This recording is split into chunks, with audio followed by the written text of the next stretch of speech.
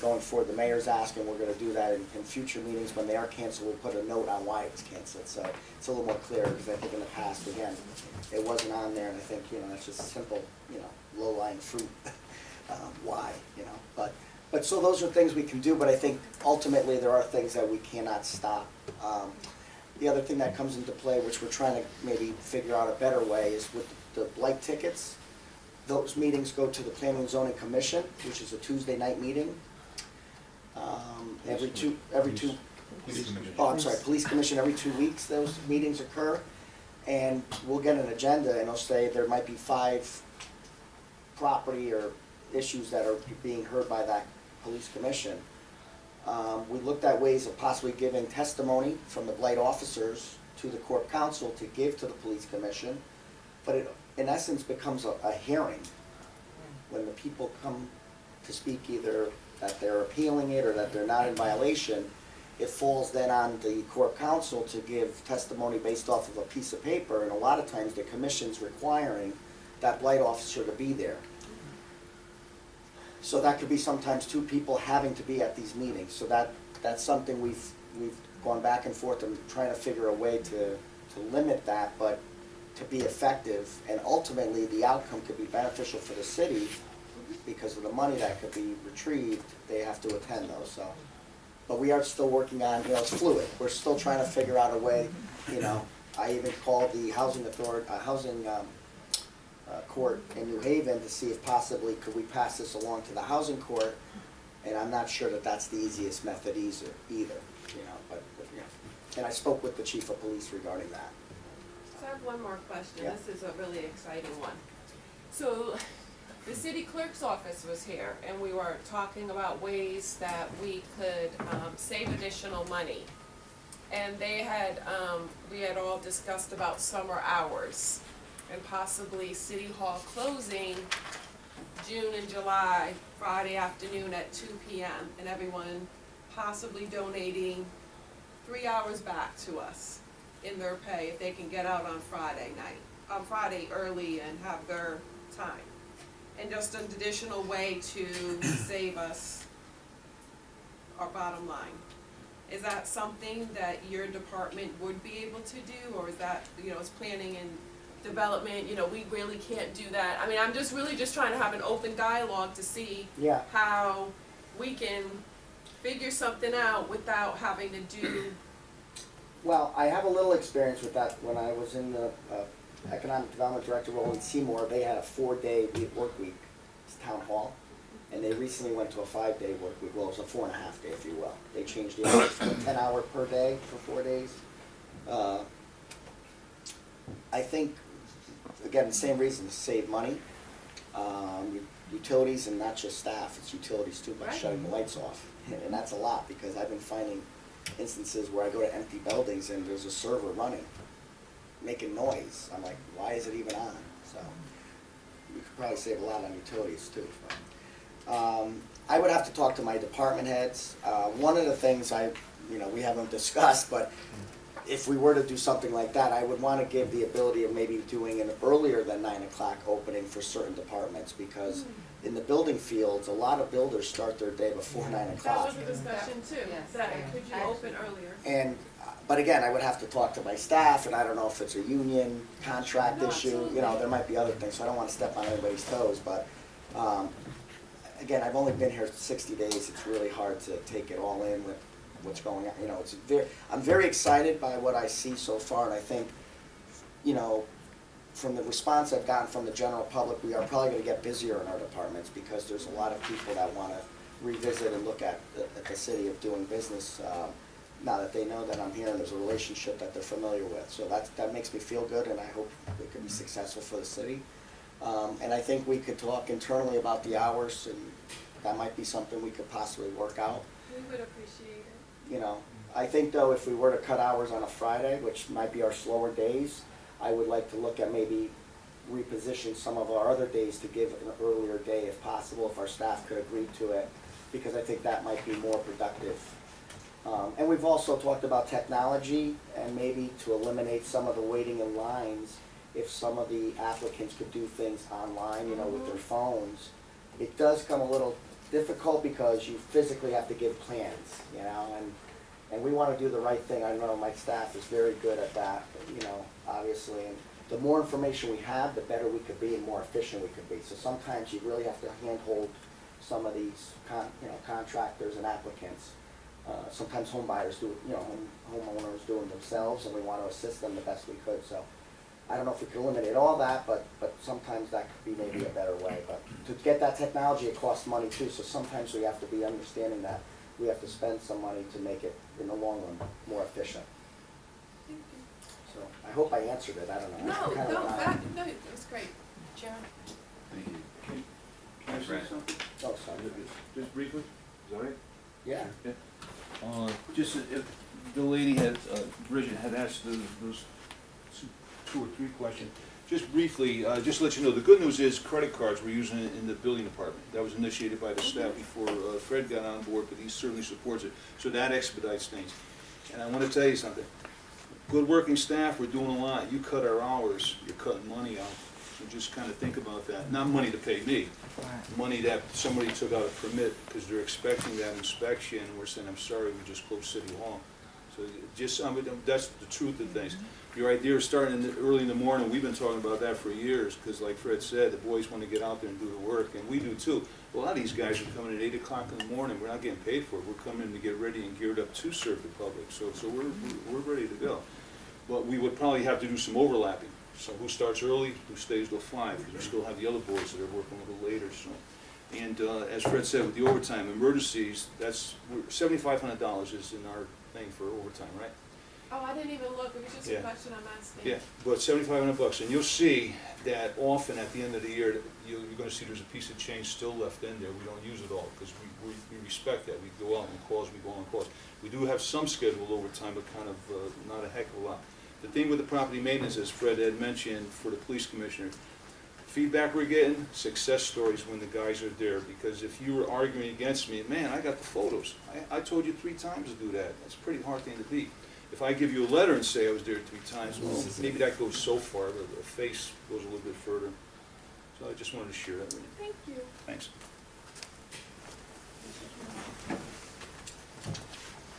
How you doing, Fred? I'm well. How are you? Good. So again, I don't know if you can answer this or Frank can answer this, but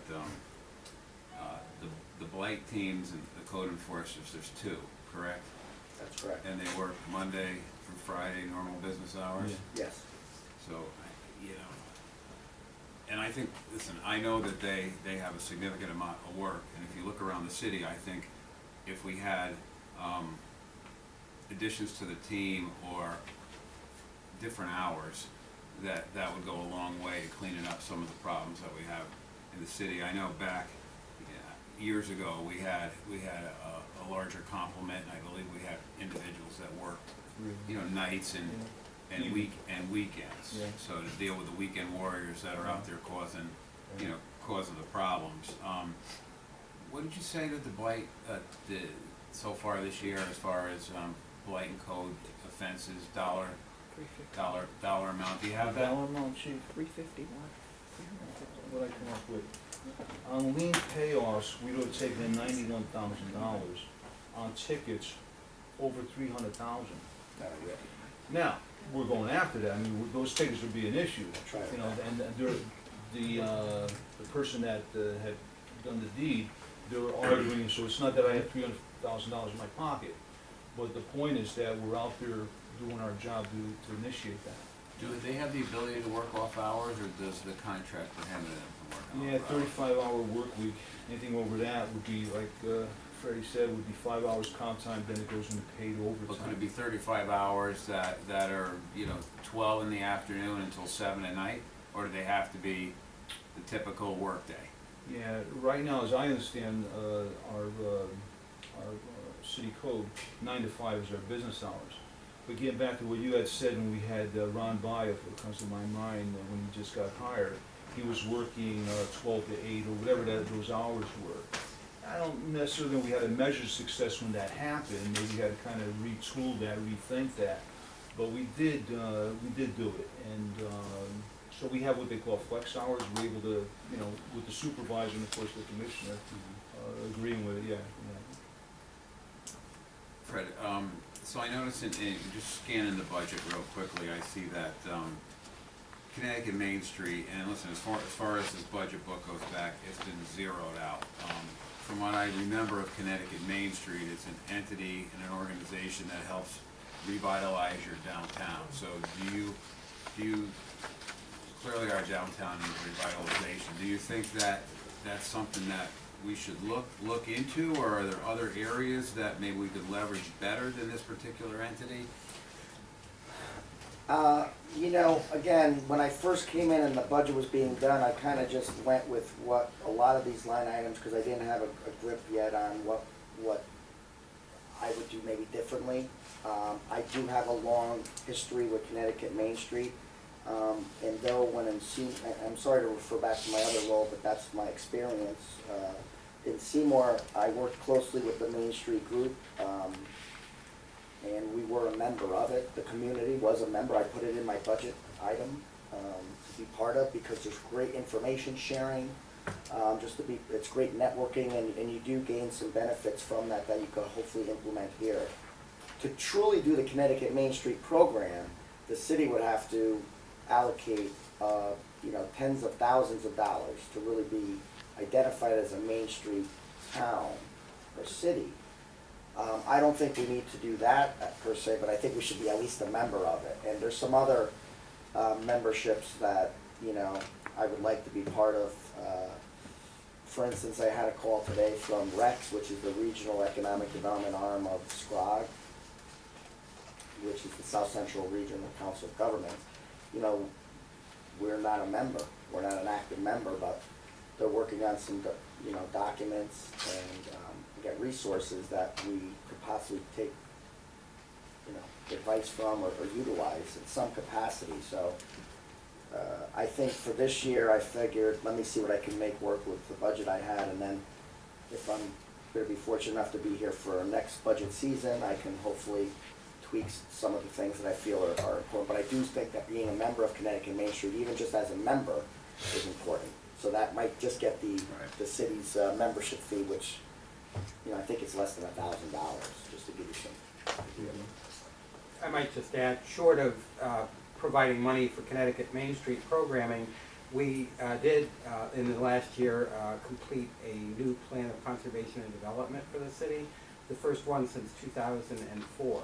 And the downtown was one of the areas that was looked at. And there are a series of recommendations here which could involve some steps to be taken in tandem with the Chamber of Commerce, either reaching out to merchants and stores in this area and trying to do some improvements there.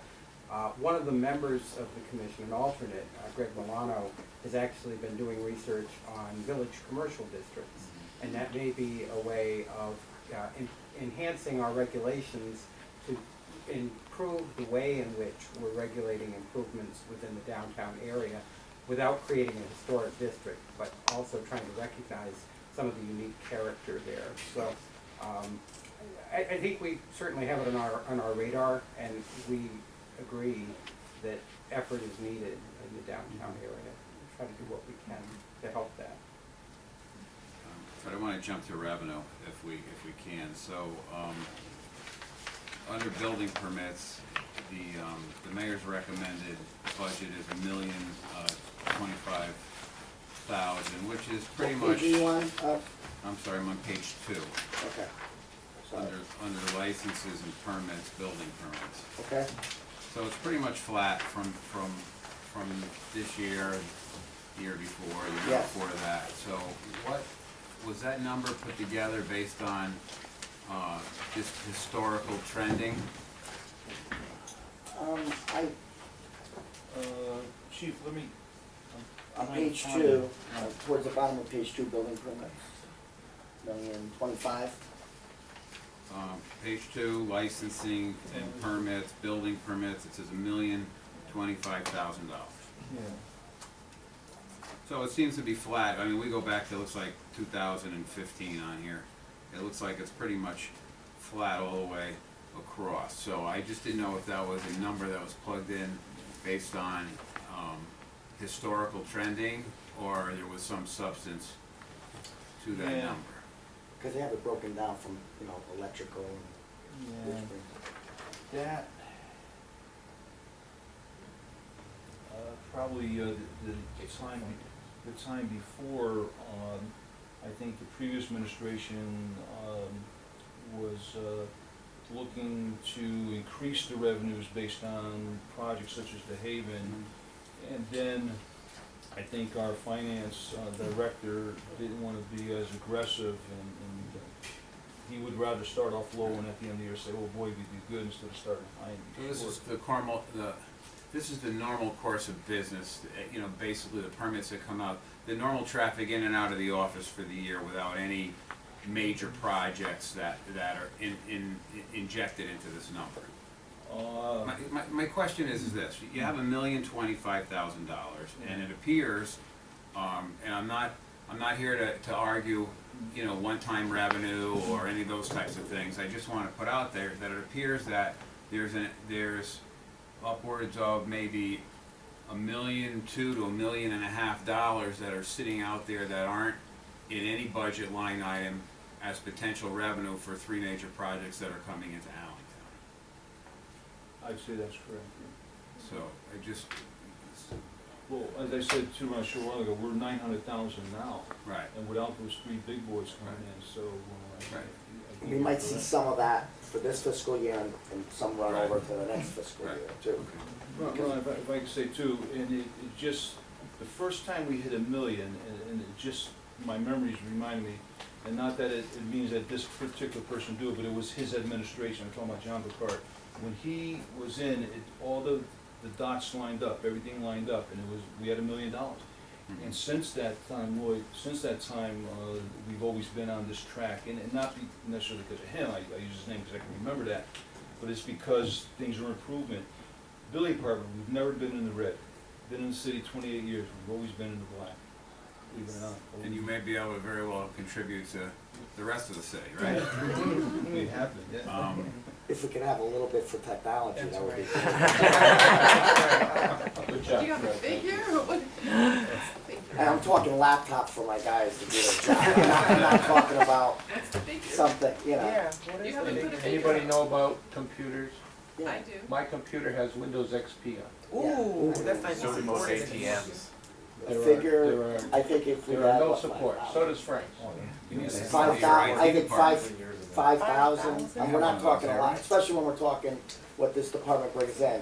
So again, I'm gonna be a major push, I mean, look, I don't know the past in terms of, but that's my role to be the squeaky wheel on this app, I think. So you it know. all comes down to technology, right? So we've spent many years talking about how do we bring ourselves up to make it easier not only for the consumer, right? Sure. The days of having to walk into City Hall and transact business really should be just about over. Yeah. Except for things that you need to do, like getting your permit within the building department. But we've talked for years about linking all of the city departments together. So when you go into that tax office, before you pay your taxes, well, guess what? You have an outstanding blight lien, you have 3 parking tickets, you have something, whatever else is pending, and you know, I believe that there's a plan in place, it just requires some dollars. I mean, the plan was in place last year, and it didn't move forward, but, you know, that's the first step, is being able to talk to each other, right, within the department, so. Yeah. Just lastly, Fred, if I could, so the public hearing secretary, that's your clerk? Yeah, So, how many meetings on average a year does the clerk, take Yes. minutes at? If we have a full set of meetings each month. month, that would be harbor management, inland wetlands, ZBA, 2P&Z. It would be 5 meetings. A month? A so month. 60. So it's up to Um, 60. But then you have 2 months that you really, July. We have a couple of months that we're That are off, slower, so, the summer months are slower, so. So maybe 50 plus, would say, just to be on the safe side. and we pay her a flat amount, $100 per meeting. We heard that she's just now starting to get $300 a month from From another Branford. community. And just so you know, So he said, that's one, like, there was an outstanding bill for her, and I was like, are you kidding me? You know, so I made sure she got paid. I mean, you know, You're winning. so, Good job. So So she Again, doesn't receive the we don't city wanna upset check, her. like, she doesn't receive the city, so why would, how would that be outstanding, right? She doesn't receive a city check like everybody else? No, does? she puts a requisite that has to be signed off in process, but, you know, when I found out that she had some that were from September and October, I was scratching my head.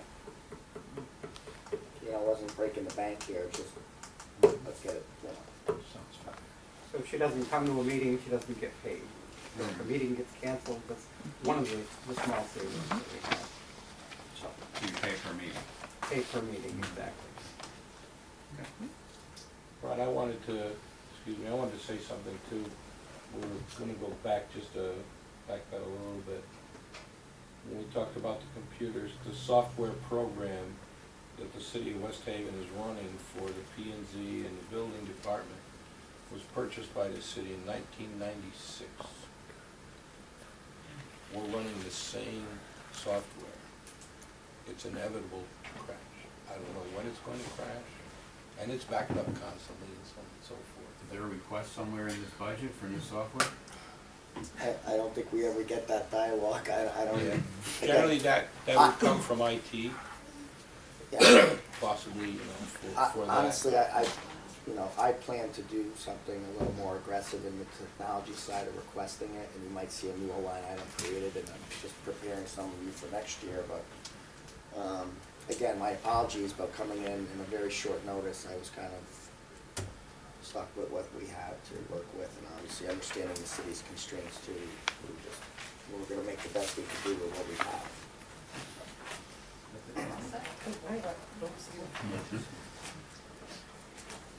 Charlie, do you have anything that you wanted? I called finance first, but you weren't here. You all set? Thank Okay. Just had a question. Hi. Hi. Is there any land available to build on, or is this more redevelopment? This- I know a few people who were inquiring about lots and For to residential build or on, commercial, to or? build on, either or. To build what? Either or. I have met with, the tax office to find out, we have a list of properties. Some of them are not of any value, they might be slivers that are on our inventory, if you will, that you really can't build on, they're not large enough. But we are trying to get a handle of what properties we either have that we should maybe, that are tax delinquent, that we would wanna sell off to the private market to create some income on it. But the city's not holding any land that's just ready for shovel ready, let's just say. You know, there are some projects or properties that we own, either decommissioned buildings, that there might be an opportunity to do something with, which I'll be, analyzing further and making some recommendations, but. If I may, could I get a list, or could we have a list of the land that could possibly be up for sale? Is that possible? I could check to see how, There is a list. He generated a list, if I can speak. He generated a list for me, Frank Finelli did. There are some houses that are gonna, be able to be worth it, and some are not. And so, we are going over that list, so absolutely, you can have the list. But Frank does possess that list, cause I've inquired. I think I've seen a draft Yeah, of it, but I've wanna- inquired of him to see if there's other things we can sell. And there are a couple of properties, my understanding are on the lake or whatever, and they're decent. So, yeah, Frank Finelli's been a wealth of help and knowledge have to, through this yeah. process. I think the Corp Council will have to review it, Mm-hmm. obviously, and along with the taxes, there might be some taxes that could be sold Yeah. off, tax delinquent properties that could be sold off. So I don't know if in that there's land, there might be something on that property, Right. but there might be an opportunity, obviously. Sure, if you would, And at this please. state, we need to look at any of those options. How long would that take, do you know offhand? I wouldn't know, the process would have to take, I would think a couple of months, and then we would have to obviously come to the city council to get the approval to do that. To do what? If we were to sell any Right. properties that the town owned outright, No, I don't want, no, I Maybe just the wanna list. look at a list of possible vacancies, not saying that, you know, to buy, just what is available. The list, right. Okay, I don't know if it's broken down to just land though, that's the thing. It's not, it's a list that he compiled, and I think Corp Council does have it now, deciding what, you know, you can actually sell for something and what, you know, you Yeah. can't. And what to your point, has taxes, are there other liens? So it's a list that I asked Frank to compile to possibly generate revenue for the city. But Right. as Fred has accurately reported, any land sale of city property, any city property that's for sale has to go through this body before it goes, you know. Sure, right. it I just absolutely wanted to does. look And I at- just don't know, I don't know if the She's list, asking how long it will it take for you to get her the list. Oh, the list is compiled. I thought she meant sell the land, you No, she know. wants, when can we get the list of properties? We can ask Frank for it tomorrow. yeah. But I just, in that list, I'm not sure if it's broken down to land, is all I'm trying to say. Right. I think they might be, What properties? right, they might have things on the properties, cause, yeah. We can always question what's up there. Yeah, I just sure. want the list. Please. Okay, I will, I guess, get the list over to the council office. Give it, what I do is so that everybody has it, because some people are absent, I've been giving it to Michael DeMassa Okay. and just having him scan it to everybody. Okay. That way then everybody has the same equal information as everybody else. Question. Has your department ever looked at or considered, as New Haven does, for like properties that are, maybe the landlord lives out of state, they don't live in the home? Have we ever thought of license for, you know, those properties? I don't know There the is a history. landlord registration process that we currently do use. But does it We charge bring them? money? Not a Is it, lot. is it attached I think we to, could charge fees? probably more, small fees. It needs But to I think be- it's more to keep track of where they are and how many people they have living in the units, that kind of thing. So Because they- that's been an issue for us. yeah, when you As say you know. small fee, like what's a small fee? Cause I'm paying like. I wanna say it's like $25 or $50. Yeah. $25, Yeah, that's, he's talking, excuse me if I got it right, he's talking about the registration, right? Right. Yeah, that's just a registration fee, supposedly it was a short, a one-time deal, so if I had a fire call and I'm trying to reach the person who's in Nevada, I'd have the contact number, so that's what that was, but if I can interject, are you talking about livable cities, that Yeah. kind of thing, all right? So we started that, I think Ron was the chief, the PD at the time, but we started that working with the University of New Haven, doing their, we had a great connection. We would do a pre-inspection of a building, because you'd like to rent this building to the University of College kids, right? So we would do our safety inspection, and we were, I don't know, it was $50, $75 for that visit, right? But what was happening is we couldn't meet the demand. We did it Oh, one was year, that- we couldn't meet the demand. So that's why, getting back to Bridget, well, there's a lot we can do, but can you meet the demand? You wanna rent your house to 4 kids, you're gonna get $450 from each kid. Man, that's a lot of money. Before you're gonna do that, we have to inspect and make sure safe smokies, windows, doors all work. University's happy about it, because they said, well, gee, someone made the kids safe, that's number one, right? Well, you found out about it, Bridget found out about it, she wants us to be there Wednesday, because the kids are coming next week. Well, we can't get to her for 2 weeks or a month. So we were always backed up, and I was getting frustrated, and I had to speak to the staff up there and say, I'm sorry, we just can't do that if you don't have the staff. So again, if we wanna do stuff, we can do it, but we need people, money. if the fee was more and it wasn't just for, students. Yeah. If it was for any property. Sure. Like I know New Haven, if it's a 2-family or more, Yeah. and the landlord does not live there, it's like $100 a pop. Or more per, you know, according to how many units there are. But I wonder if that program could bring more money in and pay for itself. Did we ever, like, Yeah, well, that's look why we at did that? the University of New Haven one, it was our soft walk to see if we could meet the demand, and we did, right? About a year, I guess we did it? Yeah, we just didn't have the staff to do it and do our other stuff that